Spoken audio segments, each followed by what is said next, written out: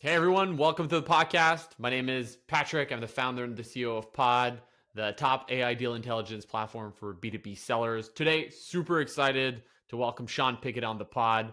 Sean, quick of background for folks who don't necessarily know you. The few of them left on the earth that haven't heard of you, haven't seen your content. You've been deep into the sales world for probably decades at this point. We first came across as part of the Pavilion community, where I think what's pretty awesome about what you do is like you share perspective, experiences, advices to whomever, has questions. And I think that's pretty awesome. But, it's backed up by years of experience. You ran sales integrity, doing, fractional CRO work for 14 plus years. And now you're building a pretty cool AI sales tool called Smooth AI, which we'll have a chance to dive into. Sean, welcome to the podcast. Excited for our conversation. Excited to be here. Thanks for having me on, Patrick. Really appreciate it and looking forward to our conversation. Hell yeah. The way, Sean, that we typically like to start these conversations is to, go back memory lane. Mm-hmm. Every seller has their own story or reason why they got into sales. The people want to hear yours, Sean. So tell us like what initially got you into sales and I guess what keeps you going and has kept you going, for the past, years. Yeah. So first of all, I'd say it's in the blood. It's in the Picket blood for sure. I'm one of seven kids, so I have six siblings, and it really starts with our parents. My dad worked for Sears for nearly 30 years. He, Wow. that was back when you had to be in every role, from security to janitor to working every department, and kind of before you could become a store manager and run a store. So he worked his way up, and that was all about sales and retail sales. And then eventually he was part of the first executive team to open up the Sears Tower back in the early 70s, 74, in the Chicago area, which is where I grew up. And so it started kind of like it's in the blood with him. He was used to selling and kind of positioning everything from that perspective. My mother also was in sales. She was known as the bulldog by a lot of people because she could really close, and she was actually a stronger closer Okay. than my dad. My dad would tell you that too.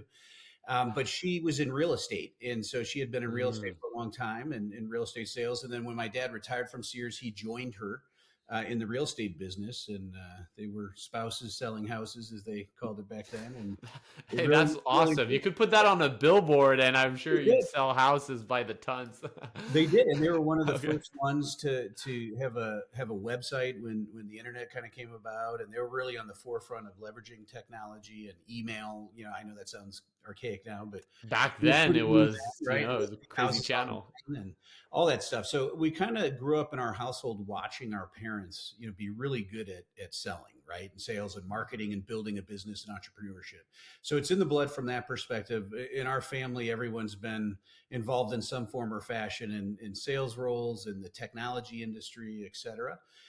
And then if I shift to kind of how that got me into sales, what purely got me into it is during the summers when I was in college, I actually got a job at Vector Marketing, which was selling Mm, Cutco knives to yeah. people who had knives, who didn't need knives, and these were really expensive knives, right? So you had to learn how to sell, and they did a great job of, they did group interviews. It was very mesmerizing and kind of that part of it. And then you come on board, and it's about presentation style and listening and asking the right questions. So you learn sales, marketing. I evolved up and became an assistant district manager and then ran my own branch. And this is all during college. So I learned how to build a complete business from sales, marketing, recruiting, interviewing, hiring, team building, leading, managing, advertising, all that good stuff. And I did it all myself, right? So That's I had to awesome. kind of build that up, learn from great mentors that were within Vector, lots of great training, learned really great training early on. And then my brothers influenced me just around the story out. My two oldest brothers were software development programmers, and they were MIS majors in college. They graduated, they got into software development, and then obviously they influenced the younger siblings, and they told me, hey, you should get into this kind of new burgeoning industry known as IT consulting. There was the big four, big eight back then, and Yeah. eventually this cottage industry of all these new providers that were startups as IT consulting, building custom software. At first, I thought I was going to be a techie, and ironically enough, I couldn't see myself sitting behind a computer all day, every day. And then I didn't foresee the knowledge worker that would happen to all of us later on, years later. Yeah.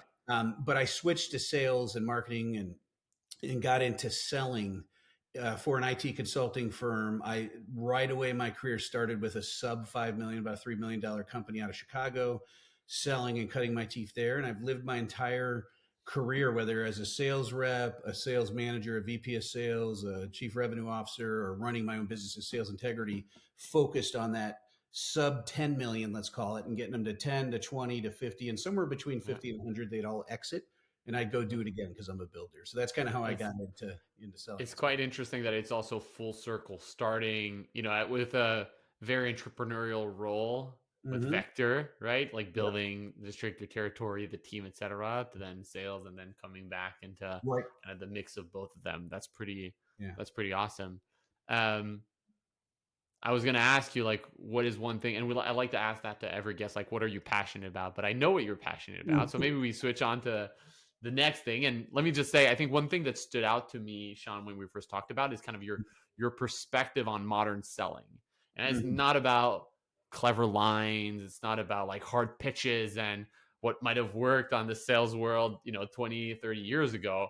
And I think many sales tech organization are really focused on, how do I help my seller to like Mm-hmm. sell better or sell more efficiently or more effectively. Pod is that's our focus, about effectiveness of the seller.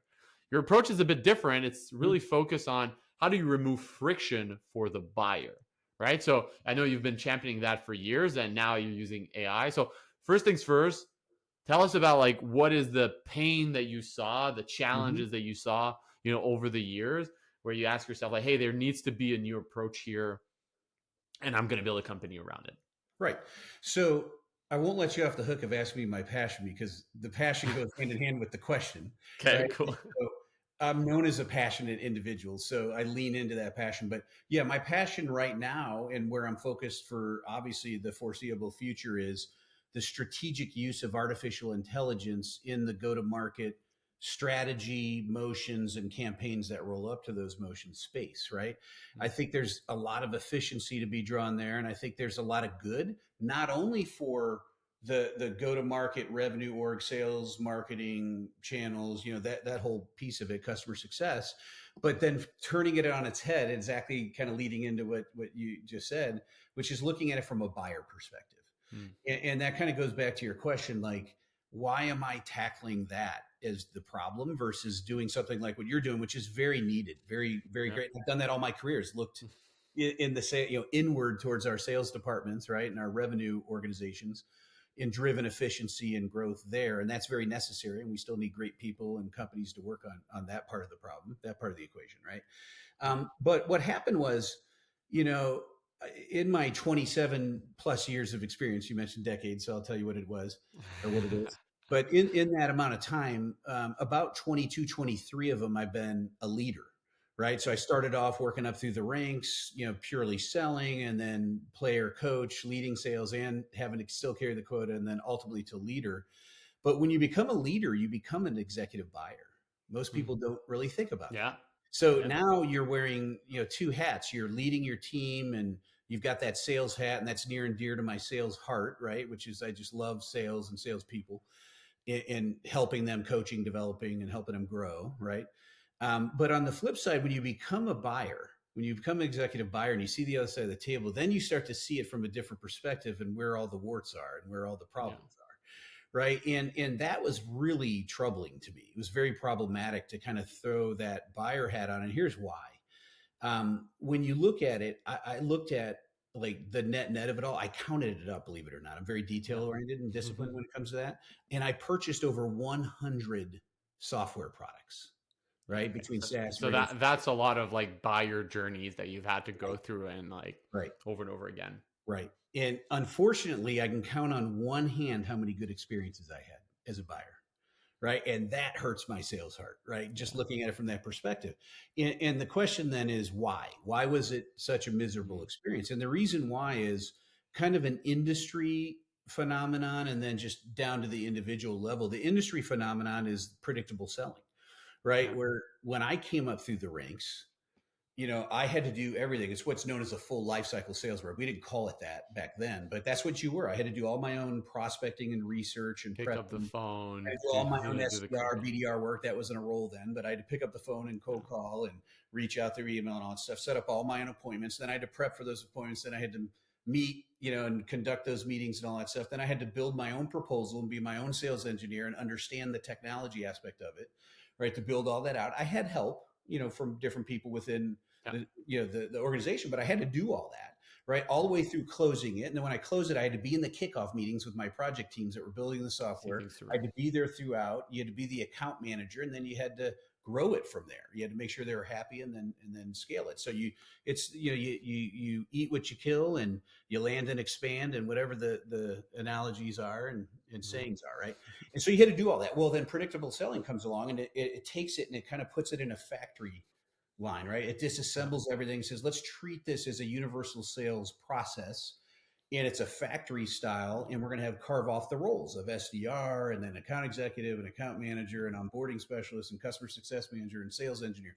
And so, And that has a lot. And Sean, just to dive in here, yeah, like I think what the advantage or the push for that was, organization were looking for ways to more systematically think about their revenue engine to be right. more predictable, but also like better forecast, like Yep. break it down into like a math equation of like I Right. throw X dollars a year, I get X leads. Leads turn into opportunities at X percentage. The Yep. whole kind of bow tie approach of winning by design. Yeah. That was the push from the company, Right. right? Right. Okay. And that was very necessary. And it Mhm. was it was a good thing, from the sales perspective and just from the overall revenue growth perspective. The Yeah. challenge is it didn't adapt with where the buyers were going. Yeah. This thing came along known as the internet. It developed more, right, between 2000 2010, and between 2010 and 2020, buyers became way more savvy and sophisticated. They did all their own research. We held the cards as salespeople before that existed. They didn't have access to that information. So it was up to us to be consultative, right? To Mhm. listen and to educate and guide the buyers through that journey. Well, now the studies all show, whether it's Gartner, Forrester, G2, you go on down the line, anywhere buyers are anywhere between 70 to 90% of the way through their Yeah. journey, their evaluation and research, On before their they own, raise right? their hand and emerge from the darkness of that research to the light of your website to fill out a form and say, I'm ready to Yeah. talk, right? But salespeople don't see that. And for some reason, the organizations in our industry and B2B tech have not really been aware of that, or they were and they ignored it, either way. Yeah. Right. And they kept this assembly line and they kept it disconnected. And so what happens is I would go and fill out a form and wait. And then I'd get an SDR reach out and say, hey, here's my schedule. You pick a time that works for you. And then I'd book an appointment and I'd wait. And then I would jump on. I'd only have 30 minutes. I'd get peppered like a Spanish Inquisition by the SDR with questions. And what they're doing is qualifying me. I don't Yeah. get to ask any questions. Then they book an appointment when they deem I'm qualified with an account executive, and then I wait. And then I jump on with the account executive 3, 4 days later. They ask me all the same questions, which is frustrating. So now Yeah. it's waiting, all this follow up that leads to frustration, the next F, right? You can see where I'm going with this. It's so now I'm frustrated and I'm talking to someone, but at least the account executive lets me ask a couple questions, and of And which we'll they do maybe a pitch, maybe right. a slight pitch with 30 seconds of pitch. Yeah. But a lot of times, the most technical of those questions they can't answer, because Yeah. in the assembly line, that's the sales engineer or solution architect's role, right? And so Mhm. then that's the most in demand resource in the organization.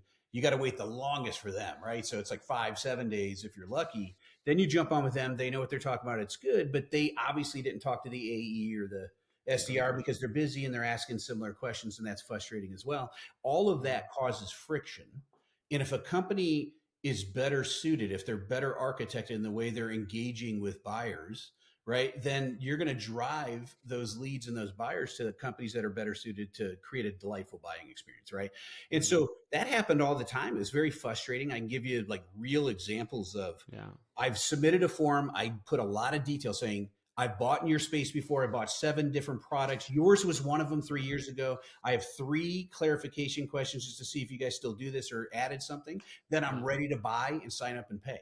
I had to start from stage one in that assembly line and go through it. And they still Yeah. didn't listen to that. Nobody did. Yeah. So that gets Do, very frustrating, right? When do it you, comes do you think, Sean, that I'm gonna be the devil's advocate here for a to second. Do you believe that there's I agree. There are scenarios where that friction is absolutely unnecessary and it's procedural because Mhm. someone has a position in the chain and it's like, hey, well, I just have to do this and do that. Like I'm not thinking on my feet. Do you think that at times, maybe for more enterprise selling Mhm. motions, Yep. like the needs are actually not clear Yes.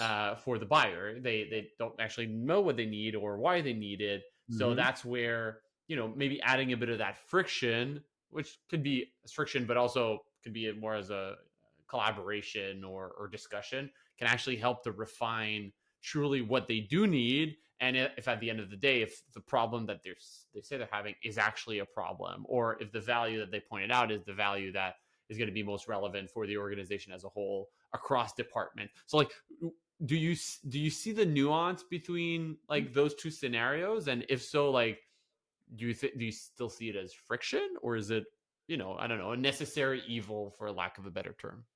The more complex, the more custom a solution needs to be, the Yeah, more consultative you need to be. The for sure. buyers that fit that category and that description understand that, Yeah, right? And so that's not the scenario I'm talking about. yeah, Scenario I'm talking about are the more simplistic, the more yeah. self-service oriented, the more the ACV is lower. It Yeah, should be a high transactional velocity sales, sales, it like should, from yeah, our perspective, yeah, transactional or high velocity sales, that yeah, that type of sales cycle. That's where organizations should not add that friction in. They should, and this yeah, is we can get more into this, but you should really apply AI and as much buyer enablement to guide themselves through. I call it buyer led growth as a strategy. yeah, The more that you can allow buyers to enable themselves to go through that process and then raise their hands if they need help, the yeah, better. But the more complex, the more custom, the more consultative it needs to yeah, be. For certain, I don't know if I would add friction in, but I yeah. would I would still look at that buyer journey and say, how do we make that buyer journey delightful? How do we Delightful. still apply AI different components of that? Yeah, Maybe not the whole thing and it's completely featured and that's what you get, yeah, right? But where can it help throughout that process? And I've yeah. got all sorts of ideas on that, of course. And I'll echo what you said earlier about being a buyer of Mhm. hundreds of or tens of different solution. And I think that that friction for me depends on what, right? If it's a foundational solution, I want to spend time with subject matter expert, Mhm. the people selling those, to tell me what to go through. But in many cases, it just gets so frustrating. I'm like, I just want to give you money. Yeah. Like, why do you make this complicated for me to pay you? Like, give me information, and I'll, being very tech savvy. Like at times, I don't want to talk to anyone. I'm like, I want Right. to make my own decision. I don't want to Right. be sold to. I want to be given objective information that'll help me to make a determination and then go through. And I don't have 2 hours worth of meetings to put on my calendar for a $2,000 a year software. So I think Yeah. I definitely echo echo that experience. And Yeah. at times what comes to my mind, Sean, is like this product doesn't need like it's not necessarily a PLG, but it doesn't need me to speak to someone. I should be able to dive in and get the Mhm. information I need. So Yeah. that's pretty interesting. So where does smooth AI comes in? How does it work? What is the approach to, I guess, adding a bit of lube throughout this very Yeah. friction heavy sales motion? Right, right. So what it does is it features what we call an AI advisor, which Mm, is really an AI agent that's an interactive avatar. It looks like a digital human. Like if I added Sophie, our AI advisor for yeah, Smooth, Sophie Smooth, right? If I yeah, added her to this video chat, she would look just like us. Like you would yeah. think she's another human. So they have Nice. voice, face, deep product knowledge. They're Mm, trained on your go-to-market strategy. They fit these AI advisors within each of your go-to-market motions: inbound led, mm, mm, outbound led, partner led, event led, and community led. All five of the motions that you'll see from like GTM partners, for instance, right? That yeah, they have out there. And so she or he, or you can give them a name, you can match it to your brand, you can build it out, right? And train it on your specific brand and your business. What they do is they're embedded on either a custom landing page that we provide or on your website that matches your brand. You can put it on sub pages, the homepage, and video in chats and stuff like that. And yeah, they greet inbound leads. They answer their questions, so Q&A, and they yeah, guide them through the discovery, evaluation, and purchase of B2B tech products, if that's a thing. But the other conversion would be booking meetings, and it can do all the Mm, things the humans can do. So it can answer all the questions, it can present slides, it can present demos. It can qualify. You can build that mm, in where it does qualify it a bit through the questions. It's built to convert, ends every mm, statement with a question to keep the conversation moving along. It can adapt on the fly wherever the buyer wants to go. It meets buyers where they're at in their journey. So whether they're just getting started with research, they're deep into evaluation, and you're one of the final three products, or you're just ready to buy, it'll yeah, actually meet you where you're at and guide you home from there. And it could book appointments. It could book appointments for SDRs or AEs or so. So it's built to convert, and it's lead conversion 24/7 yeah. through AI is really what Do it is. you that's awesome. It's interesting. And you've seen, I think, over the past year and a half or 2 year, see so much advancement in, Mhm. human realistic avatars. And I don't know, you might remember in 2022 or 2021, like you would have a picture that looks quite realistic, but then you would see the mouth moving, and Yeah, you're like, okay, well, yeah, that's weird. yep, That I don't want to interact with that. So, so I love that, because ultimately, I think there's something unique about human to human interaction. right, Just talking to someone, expressing an idea in a verbal form as opposed yep, to just text. right. So, how do you compare, the good old traditional automated workflow of like intake of information to a chatbot to like Mhm. an AI avatar? Like I can see maybe some pros and cons to each of Mhm. them, but like I'm curious to Right. hear from your perspective. Yeah. Why is like AI avatars like the best channel or form Right. factor for kind of lead qualification on a website?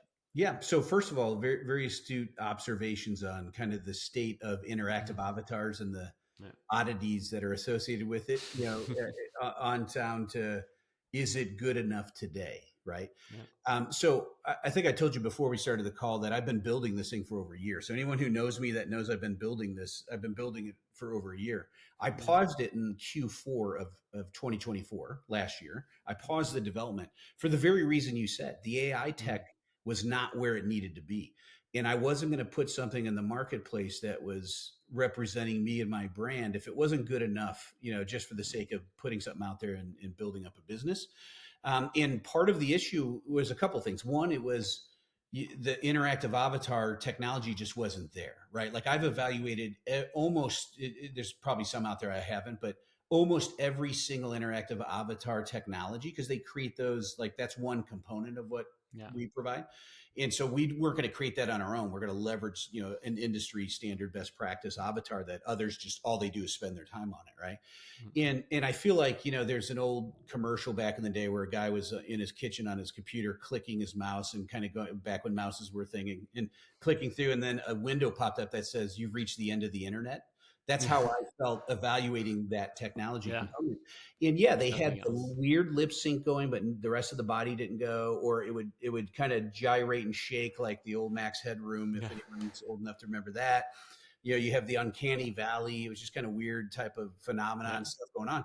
It was just too odd for me, right? And then in Q1 of 25 earlier this year, that it just made leaps as AI technology can, leaps and bounds, and maybe I found some better technology components that were Yeah. built for it.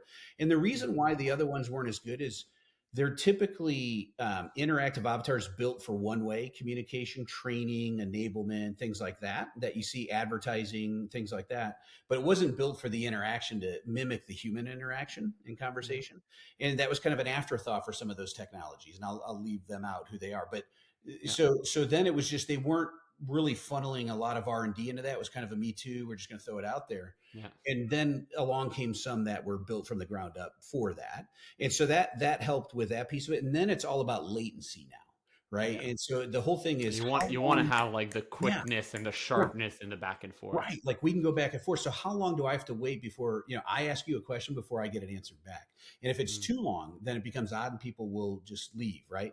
And Yeah. so that's something we've been working on quite a bit throughout this year. And we feel like we've got that down as well. So we're ready to launch soon here, like within the next week or so Hmm. from, I don't know when you're going to publish the podcast, but maybe by the time this is out there, we'll be launched, right, with the Yeah. self-service SaaS platform. But yeah, that part of it is really important. So then going back to your question, the difference between this and automation, chatbots, and now the interactive avatars, I think people are fascinated with AI and the different use cases that go along with it, but not to a point where they want it to degrade their experience that they're going to have to get accomplish the tasks they want. So in a sales realm, when I'm a buyer and I'm going to go I'm going to go buy something, right? I can go on a website and fill out a form and wait. The studies have shown people don't like that. They don't like filling that out because then that goes through the Yeah. workflow automation in the back end. I got to wait. The chatbots made it better because now it's more instant, as much as instant could be. But you type and then you wait, and then you see typing or thinking, right? And you're waiting, and it still gets a little cumbersome. And then those typically aren't hooked up to large language models and vector databases and embeddings and chunking style and all this stuff like RAG pipelines that make it very contextual. They don't have very sophisticated backends. Most of them don't. They're getting there. So it doesn't always give you back the answers. Then you got to wait for a human. Here, book an appointment and wait for a human, right? Yeah. This gives you instant answers in a human-like, experience. It's AI. You got to be ethical and say, this is why we call ours an AI advisor. Yeah. AI to make sure that we're ethical and people know it's not a real human because they could mistake it for that. The advisor part is because when I came up through the ranks, you were taught to be consultative and to be what's known as a trusted advisor. And so I want to harken back to the days where you got to be a trusted advisor. And this AI advisor could be that for your buyers if you're a B2B tech company and leveraging this type of solution. So the other research I did when I demoed it with our prototype, because we had a prototype we built last year that was working well, that I did probably, I don't know, hundreds and hundreds of demos. I lost count. Yeah. But the feedback we got was, wow, this is really good. You're really onto something. I like that it mimics the human experience. I'd much rather prefer this over a chat bot or just filling out a form and waiting, right? So we had an overwhelming amount of experience there. And then we've had a competitor hit the market at the enterprise level, has done a fantastic job of going and educating the market and really delivering a high quality solution out there and proving that this concept works, and they're growing like gangbusters. So we're happy to see that there's enough room out there to kind of tackle different aspects of the market. It's a big enough market, and there's such a thing in sales tech as second mover advantage. Yeah. Maybe a question for you, Sean, is, so you've mentioned, it has all your product knowledge and go to market knowledge and playbooks as context. How do you balance the I guess the giving and taking in from an AI advisor perspective? Meaning, like, is the AI advisor going to do a bit of discovery to like understand the use case and and try to help to some extent, or answer questions to some extent, or is it mostly geared towards like, hey, I'm gonna give information to answer a question without really understanding deeper what are your needs or what are your pain points, and then ultimately try to push them towards a human like as fast as possible? How do you kind of like balance both of these parts of the equation when you have an interaction with the AI advisor? That's a great question, Patrick. So I'm glad you asked that. So that has different aspects of it. So number one, what you're referring to, like you could do high level Q&A, like you could set up ChatGPT, Claude, Gemini, any of those to do high level Q&A, create an agent, right, using these different technologies, upload some documents, and have it answer kind of basic level Q&A. What those don't have, typically they don't have a custom built RAG pipeline that makes it 100% contextual to your business without hallucinating and going to the web and drawing other information. Our system is built where we've got it built for B2B tech specifically. So B2B tech companies, both services and SaaS, that is weaved into the very logic of how we custom develop not only the models, but just the rest of the self-service platform that guides someone through onboarding, down to best practices on what types of documents to upload and what information you're going to upload by category, built for B2B tech. That's another thing. We have orchestration built in, so it's able to know within context when you ask me a question about pricing and you're asking not about a specific plan, but maybe in general, it'll pull up the slide that shows the 3 plans and give you an overview. And then when you want to dive deep into the pro plan or the growth plan, it'll remove that slide and show that plan, specific plan, and then deep dive and give you more details of the features included. That's just one example. That's Yeah. a piece of it. But other than that, we've custom built ours with my proprietary frictionless selling sales methodology Mm. and my proprietary buyer-led growth go-to-market strategy. It's Mm. built to convert. It's built to lead discovery. Going back to your question, Yeah. it's built to guide buyers of B2B tech services and products through a process towards conversion, and that conversion may be a booked appointment. If Yeah. it's a services or a non-PLG self-service SaaS type thing, maybe booking that, or it may be going all the way through. Like PLG companies are already product-led oriented. They're Yeah. human averse. This is perfect for them because they don't want to hire more humans. So you could scale without headcount. It could take it all. It'd Yeah. just be an extension of your product and take it all the way through the process. So Yeah. the way this is built, it is factored into guiding you through discovery and guiding you through a certain pathway so that companies can then go on and say, yeah, I want to build that in down to the questions I want it to ask, to keep the They really, conversation they moving can through. really kind of customize it. Yeah, it has all the knowledge, but also guide it towards like, here's the line of thinking. Okay, But one that's final interesting. thing on that, Yeah. it is adaptable enough to where it'll go where the human, the lead or the buyer is wanting to go. So Yeah. if you've been in sales calls where you feel like, okay, this person's peppering me, the Spanish Inquisition, they're guiding me down a Yeah. qualification path, right? And that doesn't feel good as a buyer, Yeah. right? But this is built to answer your questions immediately, right, within context, but it's also going to guide you. So it's a fine line that it balances. Yeah. But when you redirect and get off that pathway, it's going to be able to redirect with you, and it's going to be able to go through a process, but then bring you back eventually. And it knows how to do that, and it does that in a way where it feels very natural, which is good. Yeah. So that's a good thing. So you mentioned something about how some organization that are today product led might leverage this in the future. I'm curious to hear your take on um, how sales organization will evolve as they might leverage more and more of these Mhm. type of AI advisors or other type of AI technologies at in the top of the funnel. Like what changes? What are maybe some of the roles that are a bit more at risk? What are maybe some of the skill set that will need to be built internally to make sure to manage these AI agents or advisors? Kind of how do you see these organization evolving overall? One, it starts at the top. The CEO has got to fervently believe in AI as a strategic business tool to drive profitable revenue growth and to make their people better and to serve customers, most importantly, better. Right. And so that it starts at the top there. Then it's going to go, depending on the size of an organization, to, let's just say, a chief revenue officer who's in charge of all of go to market, right? And the whole rev org. If not, in whether if not or so, it Mm. still needs the head of marketing, head of sales, head of channels, head of customer Yeah, success. They all got to be in unison, in agreement on the overall AI driven go to market strategy. So it starts yeah, at the top in weaving it into your strategy.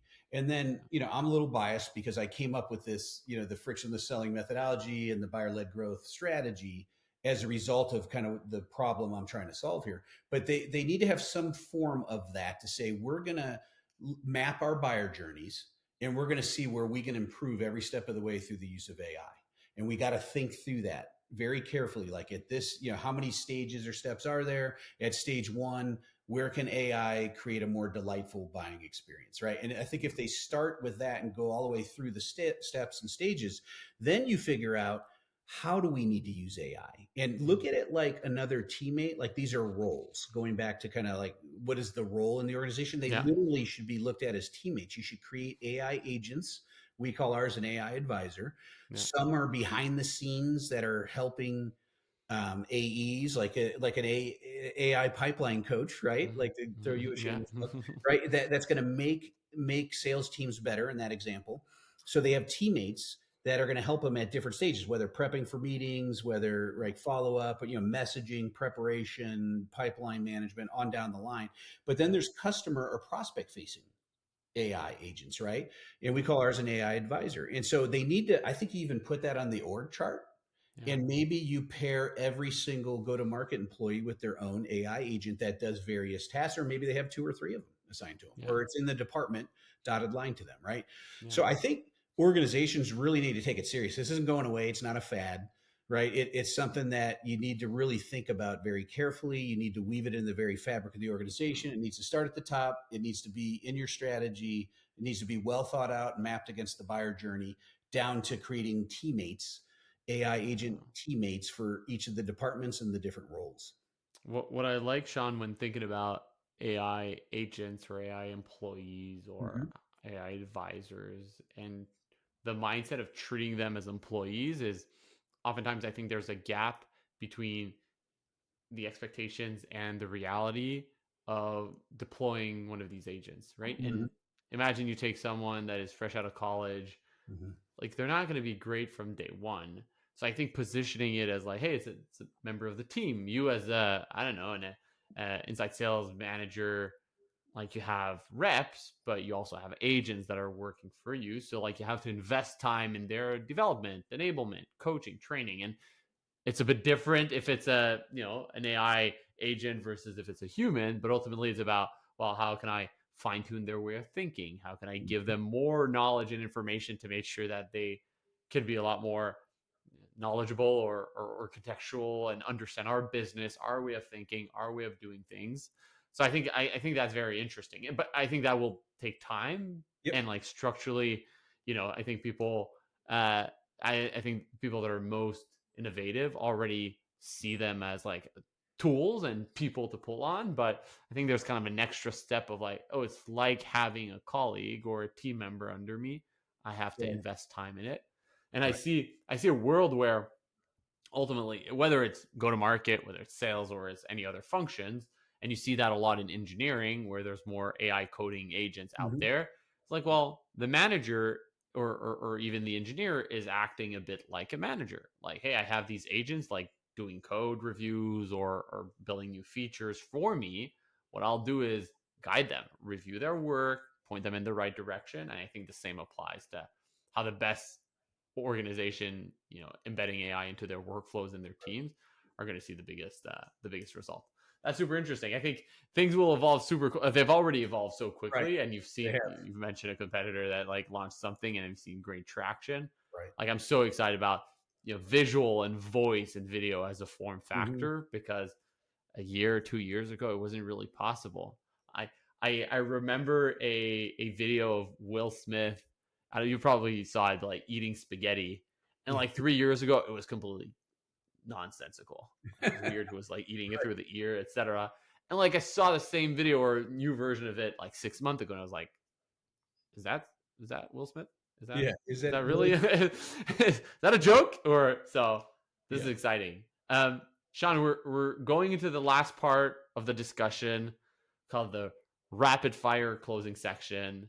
I think it's an opportunity for folks to hear your quick takes on a number of sales and AI related topics. So, pretty simple. I give you a quick question. You answer as briefly as you can. It could be a yes, no question, a quick thought, a little something, um, for people to hear a bit of your wisdom. Does that work? That works. I'm ready. Hell Fire yeah. away. So, remember one question. What is the one piece of advice you'd wish someone had given you when you first started in sales? It's a piece of advice that I put into play very well over the years. It's a very part of my fabric. But when I first started was your question, and I would have got this right away as opposed to like year 3 or 4, is dig your well before you're thirsty. It's an old book by Harvey Hmm. McKay. Dig your well before you're thirsty, meaning build the relationships, go establish relationships, build relationships, help other people, whether you need help or not. Just give before you expect to get. And Yeah. then when you're thirsty later on, everyone will remember, hey, that's the person who's given, that's the person who's been very forthright and helping me out when he Yeah. didn't stand to gain anything, he or she didn't stand to gain anything. Yeah. And so that's very important. So dig your well before you're thirsty, for sure. I love that. First time hearing it, I truly love it. Next question. Favorite sales methodology framework in B2B? So I've been trained on almost all of them. It's kind of like, see my previous comment about you've reached the end of the internet. I've been, Yeah. and I'm a big believer in methodologies and frameworks and being trained. I've created my own, as you know. So I'd be remiss if I Yeah. didn't say frictionless selling right. But Yeah. I'm gonna throw a shout out to Jake Dunlap, who's also here in Austin, Texas. He's CEO, founder of Scaled. He wrote a book, and I have it right here because I knew you're going to ask this question, called The Innovative Seller. And no, Mm. I do not get commission off this. Jake always laughs. The It's a biggest hype. non-paid partnership. But I'm a big believer in it because this is really, keeping pace in an AI and customer centric world. He wrote this recently. It's one of the only books I know that's kind of been published recently, and it handles all these topics. It addresses all these topics we're talking about. Within there, he has a methodology that he claims, and I agree, is better than Medic, MedPick, and all the ones that are out there because it's built for this modern world of AI. It's called Intent, Mm, Ntent. It's a mm, lot about meeting buyers where they're at in their journey, yeah, understanding their intent, and guiding them from there. That stands for next steps. I got it over here. Next steps, dynamics, education of the buyer, numerical priority, and time to impact. So he's kind of yeah. consolidated intent down, put it in this innovative seller book. And I strongly recommend people go buy that book and read it, and go consume his content out there on YouTube and everywhere else. He goes through this in detail. So that's the one I like the Oh most. yeah, that's awesome. Um, Another question, two more. Number one is, what is one sales popular opinion that you actually don't like, or would I go all the way to say that you hate? It's the old adage of sales is a numbers game, right? It's kind of gotten everyone in trouble with the assembly line and predictable selling, predictable Yeah, revenue model. revenue. Yeah, And I think that there's something to say for having a high sense of urgency and getting to market quickly yeah, and getting numbers after it. But I think with the modern technology, it's made it real dangerous that you could oversaturate your TAM, your market out there, yeah, in a negative way. And I think what you're starting to see is people come back to signals. They come back to buyer intent. They come back to, are they showing interest? Are they reaching out? What are they researching? That type of stuff. And if you can meet buyers where they're at and what they're most interested in, I think it's more about quality than quantity. yeah, But you can infuse some quality in warming up your outbound, even, to make it a little bit warmer with some quality for sure. So yeah. I think sales is a numbers game. That's the old adage. You got to be careful with it and dig a little bit deeper. I agree. You see so many organizations who believe they've cracked the process, and they're just like throwing, I guess, water on one end of the funnel, and like they're like, it's gonna come back, etc. It's gonna, it's gonna convert. It's gonna convert, and oftentimes, they don't spend enough time thinking about, like, how do you go about it, how, from Mhm. a human perspective, or a more intent driven perspective. I think that's so true. I think people love numbers, and they get Mhm. lost in numbers and kind of lose sight of what actually sales is about, which is, Right. to your point, and most of this conversation is about the buyer themselves. So Yeah. okay, love this. Last question. um Tell us about your favorite way, or a time where you've re-engaged a prospect in a very creative, unusual way. Very creative, unusual way. We've seen it all. We've heard a lot of weird stories, and all of them are very creative. But like, anything that comes to mind is like, hey, someone had ghosted me, and I don't know, I tracked down his mother, and then I gave her, flowers. I don't know. It could be anything. Yeah, so I'm a big experience guy. Like I Mhm. like experiences. I love music and live music, and I think if you're consultative, you're a trusted advisor, and you're actually, whether you win or lose deals, you listen to the buyer, right, to the person on the other end of the table. You pick Yeah. up on little things, right? Like, hey, I love music too, or I love this or that, right? And so there's one deal that I did lose. Um, and then later on, when the timing seemed better, and I hadn't talked to the person in a while, I reached out, invited them to a Jimmy Buffett concert because I was a big Parrot head when Jimmy was Nice. alive.